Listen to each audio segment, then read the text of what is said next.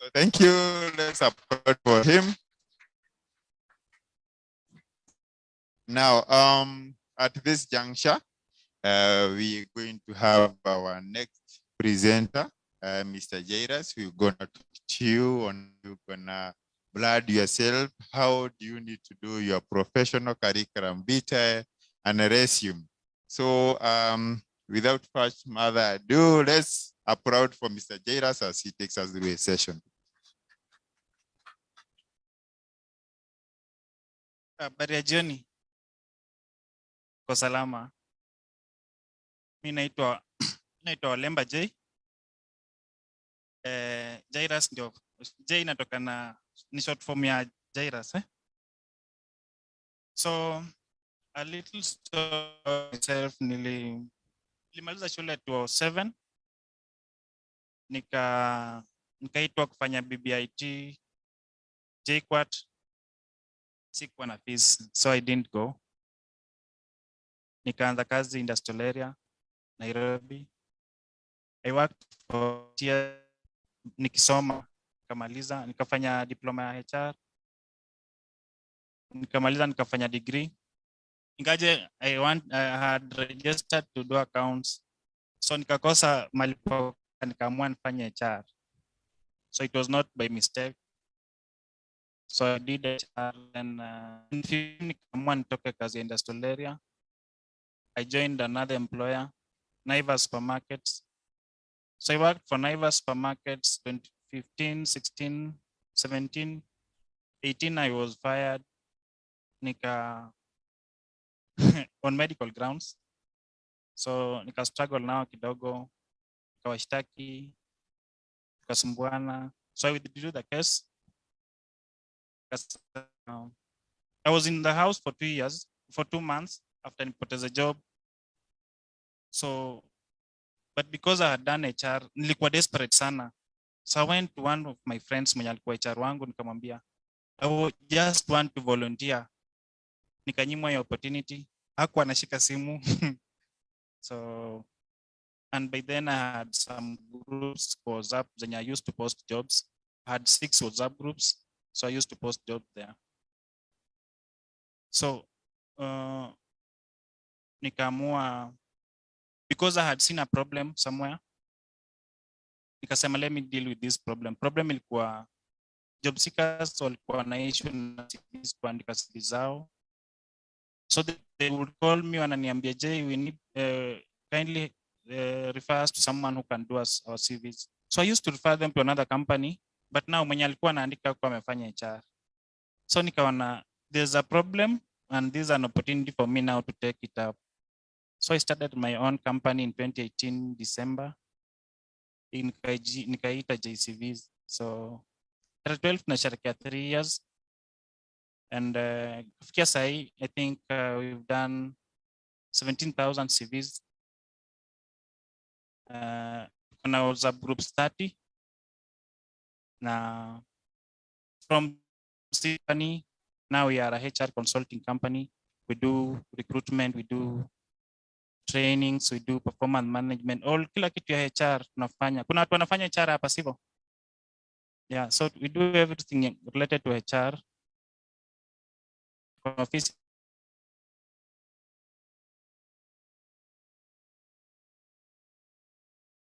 kwa Maendeleo House, ukuja hapo utatupata. Ukitafuta online utatafuta tu JAYCVS 6th floor, room 615. So I'm a CV specialist. That's my passion. I do CVs for all professions. Ukuwe ni askari, ukuwe ni software engineer, ukuwe ni mwalimu, ukuwe ni lecturer, ukuwe ni daktari.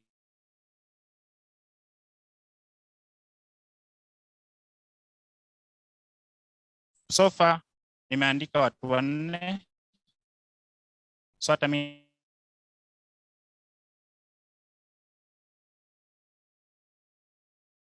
so I'll take the shortest time possible to talk about CVs and cover letters.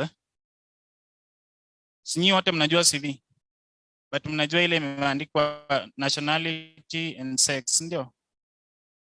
Yeah, nationality, sex, marriage, marital status, hivyo. That is, hiyo CV inakuanga si mzuri. So I'll tell you about what is needed in a CV na how to do it.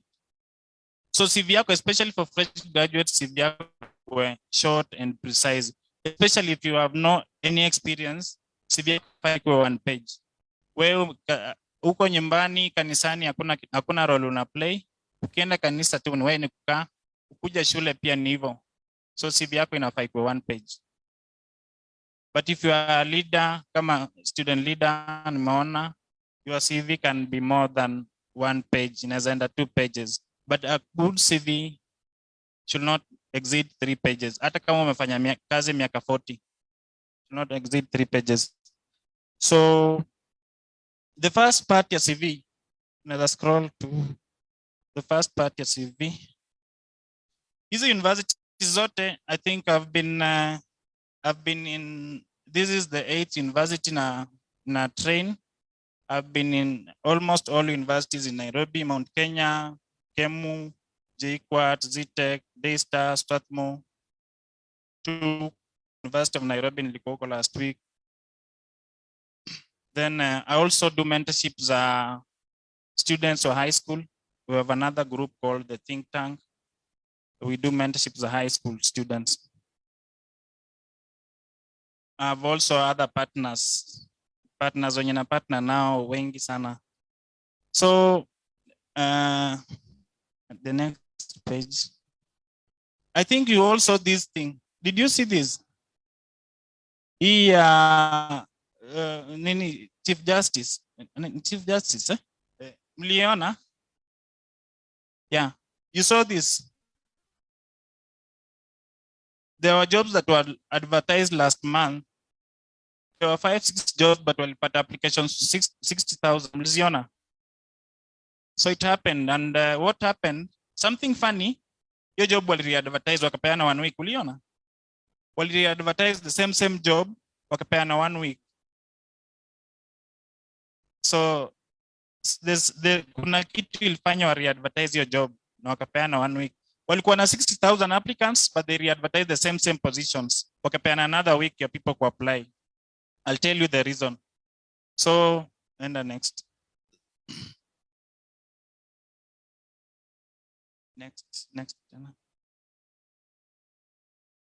Next.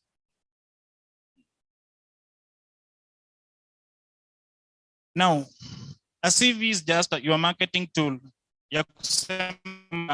Is not seeing you, niyo document inakuuza. So hiyo document inasema kwamba J akona hizi qualifications na skills zake ni hizi. So when we are hiring him, we are considering that document before tumuone. But I've seen some employers look at wanaangalia sura ya mtu wanasema huyu ndio mtu tunataka, si ndio? There are jobs that need such qualifications, hivyo. Jobs za marketing. Na wale wanasema, they tell you we want a beautiful lady, hivyo. Jobs za marketing, especially sales and marketing. You know, so a CV should have these parts. The first part is the name and the contact details. So the name should be your official names. Then if you have the address, the postal address, always include it. Then contact details, you have your name, your telephone number and email. Shida inatokea hapa mahali kwa email.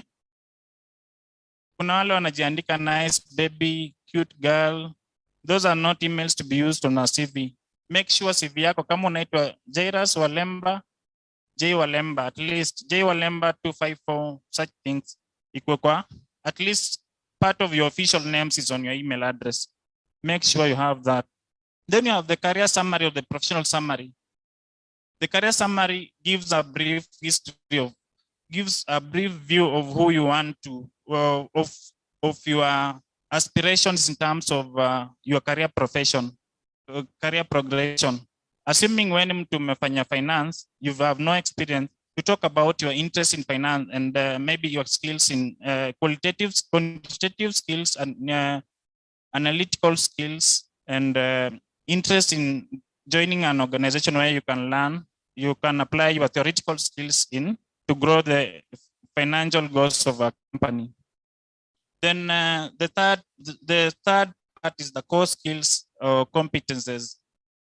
The core skills and competences, these are the technical skills for any position. And the technical skills differ from one position to another, one profession to another. Kama wewe ni mtu accountant, kama wewe ni accountant, core skills zako zinaweza kuwa things to do with you can talk about accounts receivables and payables, payroll processing, financial reporting. If you are a HR profession, you can talk about recruitment and selection, policy formulation, training and development, performance management. When you talk procurement, you can talk about order processing, supplier assessment, market research, vendor relations. So every profession iko na core skills zake, and the core skills mostly are gotten from the responsibilities of that position. If you're handling a responsibility for, if you are a customer care representative, then you talk about one of your responsibilities handling customer complaints. So complaint handling is a core skill for a customer service profession. So always talk about, when you're talking about core skills, technical skills, usiweke soft skills. Soft skills nzilo nasema I'm a team player, good communication skills. Those are soft skills. Soft skills will be similar in all other professions, but technical skills, kila profession iko na technical skills zake. Kama ni wewe ni nurse, you can technical skill yako inaweza kuwa things to attend to emergencies, things to do with the medical administration, things to do with the maternal health. Hizo ni technical skills za mtu za nursing. So every industry iko na technical skills zake. So when you are doing a CV, make sure you get the technical skills from the responsibilities. Then the fourth part is the professional and academic qualifications. So academic qualification, like what you're doing now, you're an academic. Come when you're accountant, you're doing a course in CPA course, it becomes now a professional course. Come when into procurement, you're doing SIPs, I'm a Kisii course, that's a professional course. So academic course, what you're doing at Bachelor of Science in HR, that's a professional academic course. You can also add your high school education. But professional courses, like for HRs, kuna HR, mnajua kuna CHRP. Yeah? Yeah. A CHRP is a professional call for human resource professionals. Kisii, yeah, procurement professionals. CPA, ACCA, accountants. So every profession iko na professional skills zake. So if you don't have a professional course, you only do unaiandika tu kama academic qualifications. Then the fourth part is the work experience. I've seen some people do work experience wanaanzia juu wakiteremka chini. Haitawaisha, hiyo CV yako inaweza enda hata ikuwe pages 15 kama ya Magoha. So always make sure you start with the most recent. What gives you an interview or what gives you an invitation to an interview is your current job. Mara mingi, especially kama uko na experience, kitu inakupa interview, most recent job. Utapata, you'll get that most of the recruiters hawana time ya kuangalia. Mimi ni recruiter. Nikipata CV yako iko na 5 pages, siwezi kudanganya, sitaangalia. Kwanza imeanza pale juu na sex, nationality, I'll not look at it. Because in our day, when we advertise for a position like an accountant position, niki advertise sahi, within 3 hours, I will have more than 500 applications. And you only need one person. So your CV must be very short and precise and up to the point. So the work experience, I'm sure most of you do not have work experience, but because of developing skills like the interpersonal skills, those are the skills that are needed now. Interpersonal skills, communication skills, those soft skills, You can only gain them by engaging in something. You might not be a leader in school, but back at home or in the community, you are doing something. Maybe you are leading a group you are leading a community group ya youth kufanya usafi. That is something you can write on your CV if you don't have experience. So what I tend to believe is that at least you have something you can write on your CV as experience. So make sure, kama seme for a leader, for a student leader, when you're doing the work experience part, you start with the date. I've been a student leader from June 2019 to date, or June 2019 to April 2020. Then you write the organization, Kisii University, position, student leader. Then the overall purpose. There's an overall purpose for that position.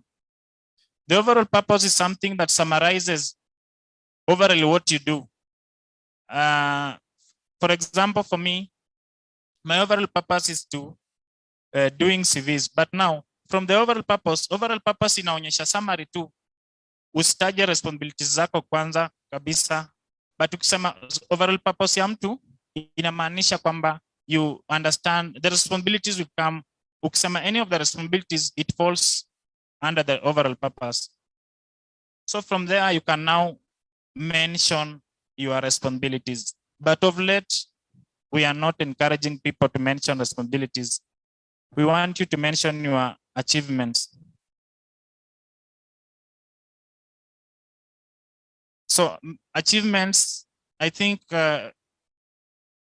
what vile mnaweka achievements ndio, some of you might think achievement ni kitu kubwa. Some of the things, vitu ndogo ndogo. If a student leader is someone who has taken part in organizing this event who was successful, that is an achievement yenye anafaa andike kwa CV yake. So achievement si kitu kubwa. Or if you've organized even an event back at home or in church where pale mahali unaenda kuomba na ikawa successful, that's an achievement you should talk about. Or if you've gotten any award during your schooling or back at home, that's an achievement that you have to put on your CV. So achievement is anything that saves time or saves money for an organization. Like a customer service personnel can, mtu wa customer service anaweza kuwa achievement yake ni kwamba alimanage kuwa ana solve complaints in time. Solving complaints in time ambayo ita increase business. Kama ni tuseme ni customer service anafanya kwa tuseme kwa bookshop or something like a hospital. When you solve customer complaints in time, inafanyanga una retain our customers, and by retaining the customers, it ensures that the business ina grow. So if you have, let's say 3-4 roles, you can mention the first role, the most recent, ikifuatwa na hiyo ingine, alafu na ya tatu. But for the first role, I'll show you an example of a CV I did for a student from JKUAT. Then referees. Referees is another area we always mess also. Wengi najua mtaandika dean na lecturer, professor fulani. And you know, ukwae ongea na professor kwa shule, but kwa CV yako umemweka. So the professor doesn't know you. We've had people, unapigia referee wa mtu simu, they don't remember you. Referee anasema huyo simjui. So kama recruiter nitafanya nini? Nitaona huko serious, ndio? So that is it's also a way ya kutusaidia kuweza ku shortlist watu. So always make sure, I know you interact mostly with the school leaders, student leaders. You talk to them, anakuwa referee wako, but you also make sure when you're applying for a job, ambia mtu nilikuandika kama referee. Unaweza kosa kuambia mtu, then apigiwe simu aseme kabla load hiyo simu ishaenda, the chance has gone. So referees, make sure if you are in personal relationship with maybe your lecturer, you can have him as your referee. But always come and referee, weka referee wa most recent organization. Umeenda attachment Kenya Airways, weka referee wa Kenya Airways kama your first referee. The immediate supervisor akuwe the first referee. So in the immediate supervisor ni rahisi sana mtu kuona. It shows seriousness and it also shows that mlikuwa na relationship mzuri na ule mtu. And also make sure when you are adding your referee ni mtu anaweza recommend. Kuna time tumefanyisha interview, candidate napigia referee simu, unaweka loudspeaker. The boss says, "Huyu kijana ni mbaya sana. He was an accountant." So unapoteza job kama tuko hapo. And the same time tunaambia the guy, ebu jaribu mpigie, muulize vile anaendelea. And akimwongelesha anamwongelesha vizuri. So referees are people wanaweza kuchomea job. And most of late employers wanafanya background checks kabisa. So the next document inajiita cover letter. Cover letter na application letter ni same. Yeah. Yana najua tofauti. Cover letter na application letter. Now, one thing that I've not mentioned is that when you are doing applications,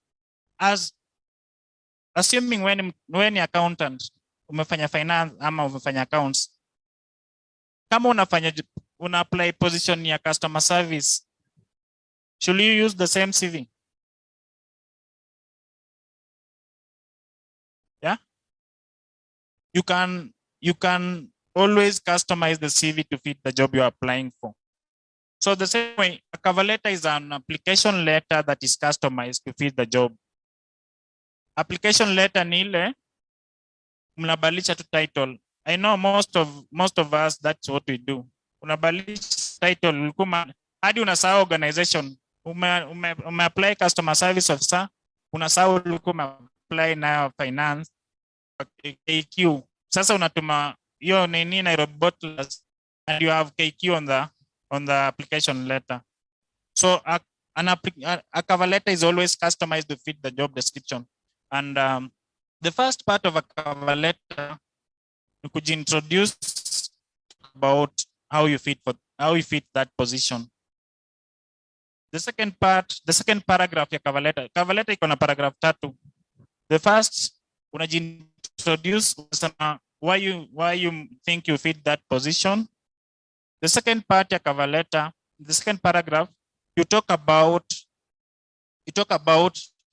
you relate the JD to your qualifications.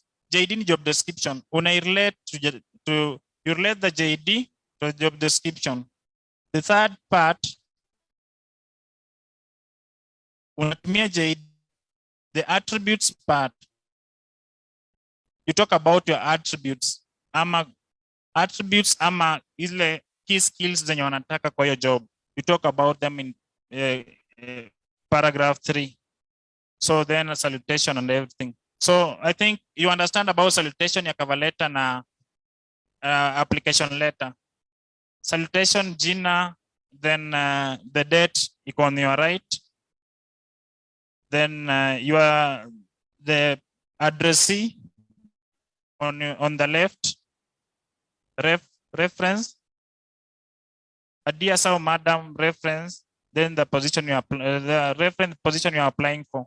Assuming you are applying for an internship position, a finance intern position, usiandike application for a finance intern position, ref finance intern. So you don't have to talk about application for a finance intern position. Then pale mwisho, you acknowledge, thank you for your time for reviewing my application for this position.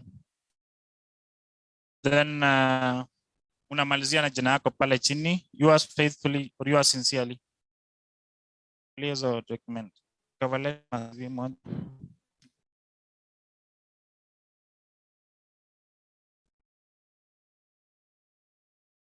Now, this is a CV for alikuwa student leader JQuat. amefanya analytical chem. So I just want to read the summary. Muone summary yake iko, the summary is very much on point kulingana na ile job yenye anataka. A well-presented, intelligent, and highly focused individual who is keen on a career in the manufacturing industry. He possesses a track record of delivering outstanding service, leading teams, as well as recognizing and developing opportunities. So leading teams, nimeonyesha leading teams sababu he was a leader. So the leadership skills come in. Eagerly seeking an attachment or entry level in a prolonging environment to gain much needed practical experience. An ambitious, analytical, fast learner, team player with good interpersonal skills and a desire to drive to prosper in all assigned tasks. Jana, when I did this CV na cover letter, alipata job company inaitwa Cosmos Pharmaceuticals.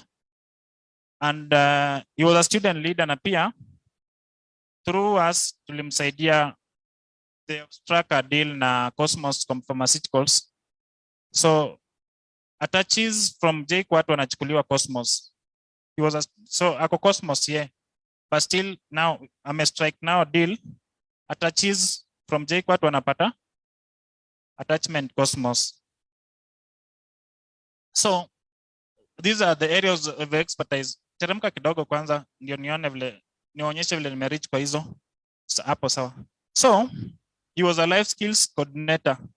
So what happens when you are doing a CV to kupata hizi technical skills or the core skills? These are the responsibilities. But now from the responsibilities, I talked about overall purpose of the guy.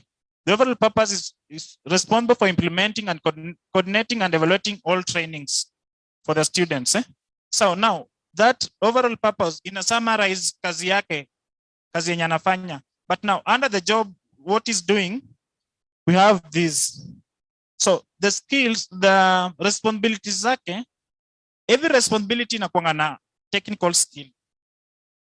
So needs assessment, conduct students needs assessment through surveys and interviews and identify skills or knowledge gaps that need to be addressed. So that skill that we get there is the needs assessment skill as a technical skill. Attend seminars and meetings to learn new training methods and techniques and use the knowledge to prepare and coordinate future training sessions. So that the skill gets this training methodologies. Then assesses the impact of each implemented training program impact assessment. So every responsibility iko na a different skill. So when you are doing a CV, always make sure the first position, we use the first position to get those skills.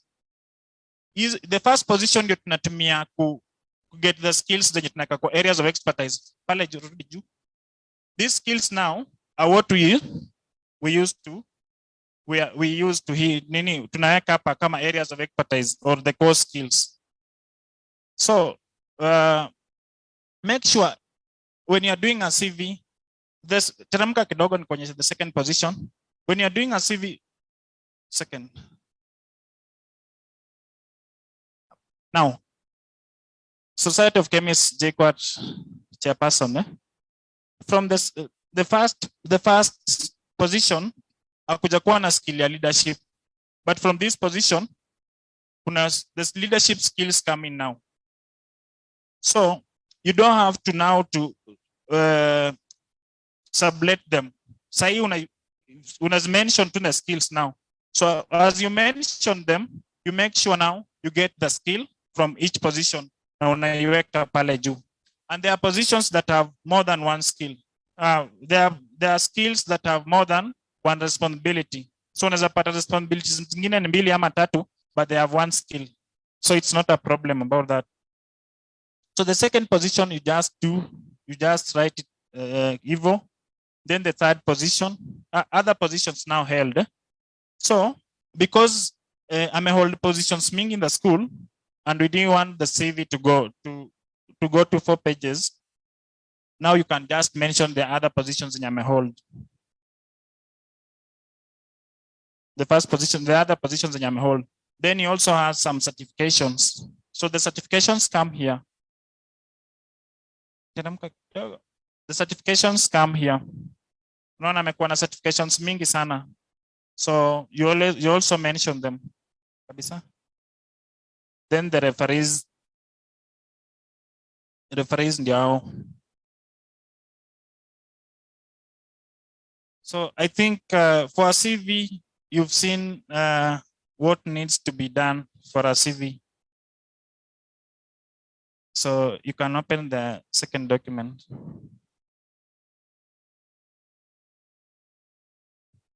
Now, this is a cover letter. Cover letter, I said it should be in 3 paragraphs. So date iko pale pande huko, mabati. I was just doing it as a nilitoa details on ni. So niliandika tu mabati, but it should be mabati, the name of the company. Then you have the address. If you have the kama uko na address, you put it. Then dear so madam, reference intern. So you can talk about QA intern or HR intern. So the first paragraph, this is the first paragraph of the cover letter. This letter serves an application for an attachment or internship role in your organization. With proven interest in manufacturing environments, my academic qualifications and skills parallel your requirements for this role. For several years, I've focused my career path and academic pursuits of a Bachelor's of Science Analytical Chemistry program at Jomo Kenyatta University. And this opportunity will be ideal to grow my technical skills in this field. So the first paragraph inaonyesha kwamba passion ya huyu mtu ni is interested in working in a manufacturing setup. So that shows the recruiter kwamba this person is interest yake ni kuwork in a manufacturing setup. It's not just hajatuma tu barua blindly. Interest yake ni kuwork in a manufacturing setup, because mostly that is where now they can apply their skills, the analytical chem skills. So the second paragraph, because this person does not have any experience in relation to what he's asking for, now you talk about his interest and what he really needs to learn from that position.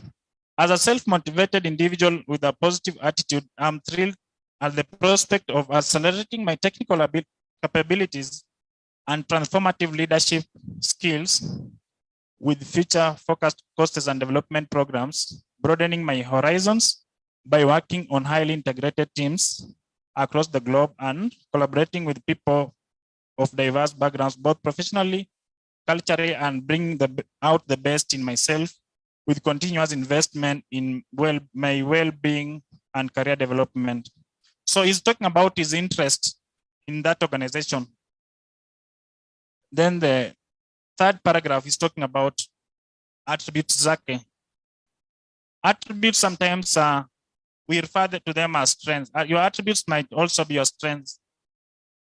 So I exercise high attention to detail, ensuring accuracy and consistency in my performance, collaborative teamwork, and on-time completion of my tasks. So he's someone who is detail-oriented and is a good time manager from that statement. I offer communication, interpersonal integrity, planning, and organizational abilities. My goal is to gain a launchpad into a career in the manufacturing field and play a pivotal role in achieving the organizational goals by offering outstanding services. I will welcome the opportunity to meet and provide credit for my claims. So, interest yake ni kufanya tu kwa manufacturing company. So the recruiter will more likely consider him than ule mtu mwenye ameandika barua iko plain. So this is how a typical cover letter should be for someone who is seeking an internship position. For someone with years of experience still, I think someone with several years of experience, I think I can show you one. Let me show you one. Can you see that? Now, this is someone who was applying for a position as a CEO, Chief Executive Officer. So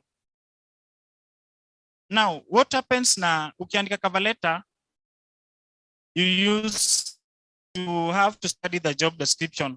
Then kwa job description kuna place inakuanga na place imeandikwa required competences. So for this one, they needed someone with experience, and she had served for 1 year as a. She had served for 2 years as an acting CEO for Engineers Board of Kenya. So with years of success in running a professional body, the requirement in the advert was experience in running a professional body. So when you start that statement, experience in running a professional body, iko kwa hiyo statement. I'm ready to join Stella HR Solutions as a CEO. I have a track record of identifying growth opportunities, working with the stakeholders. I'm seeking to leverage my exceptional leadership, personnel management, and operations management abilities in a new challenge. So another thing that was in the JD leadership, personnel management, and operations management. It was in the advert. So you use some of the words from the advert. I work well with an established teams to spearhead new markets. So spearheading new markets was also in the JD. As a highly organized individual, I'm well versed in providing leadership in the development of programs and assuring quality program and organizational stability through development and implementation of standards and controls, systems and procedures. So this part from development of programs to systems and procedures was in the JD. Then regular evaluation and performance management system, providing strategic policy, direction for improved service and maintaining effective collaboration and partnership with organs of the government and government agencies, county governments, international organizations, private sector, non-governmental organizations. Yeah, non-governmental organizations and other stakeholders. So that part, stakeholder management part, was in the JD also. So you make sure kwamba that part, because iko kwa JD, you have it in the cover letter. Moreover, I'm a proficient in managing the organizational budget and ensuring that its funds are properly expended and accounted for. So there was a part of budget management and ensuring that money is well spent. So for a senior role like this one, you talk about your achievements in the last paragraph. In my 90 days acting role at the Institution of Engineers of Kenya, I contracted a 60 days membership drive that led to a 13.8% membership growth and have been actively involved in formulation and implementation of strategic plan, human resource policies and procedures. So what happens, kwa achievements, make sure that you can quantify the achievements. Ukisema will increase sales, now what percentage? It is always good. It is always good to say that you increased sales with this percentage. So when you talk about an increase in sales on an achievement that's related to the work you are doing, always make sure that you are by that. So I think questions zitakuja baadaye, if you have any. I can talk something kidogo about. Sawa. Questions zitakuja baadaye, we'll discuss more. Sawa. Thanks a lot.